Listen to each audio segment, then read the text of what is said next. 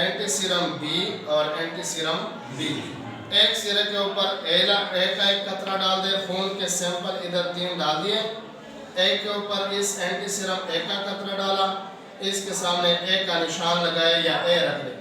दूसरे कतरे के ऊपर, दूसरे खून के सैंपल के ऊपर बी का वो डाल दिया, ये बी एंटी सीरम। एक कतरा डाल के उसके साथ बी का एंटी सीरम रख दे और तीसरे सैंपल के ऊपर ये डी एंटी सीरम है, ये डी एंटी सीरम डालेंगे एक कतरा और साथ में डी रखेंगे, ताकि हमें पता चले कि ये 3 कतार में ए, बी और डी।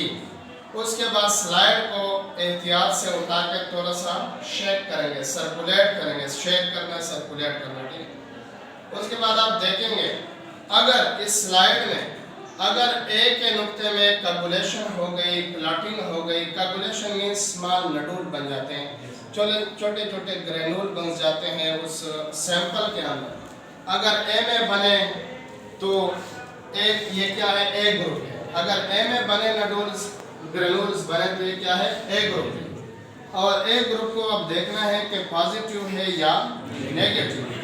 अगर डी में बने तो ये ए पॉजिटिव है, अगर डी में ना बने तो ये ए नेगेटिव। उसके बाद देखना है कि बी में कगुलेशन हो गई या नहीं हुई। अगर दूसरे सैंपल में भी कगुलेशन हो गई, पहले में भी हुई, दूसरे में भी हुई, तो ये क्या है, ए बी ग्रुप। क्या है, ए बी। इसमें कगुलेशन हुई ए में, बी में कगुलेशन हो गई तो ए बी ग्रुप है। लेकिन देखना है कि अगर डी में हो गई तो ए बी पॉजिटिव, अगर डी में नहीं हुई तो ए बी नेगेटिव। तीसरे नंबर पे हम ये देखते हैं कि अगर सिर्फ बी में कगुलेशन हो गई, इसमें और इसमें नहीं हुई, यानी बी में कगुलेशन हो गई तो ये क्या है, बी ग्रुप। बी ग्रुप है।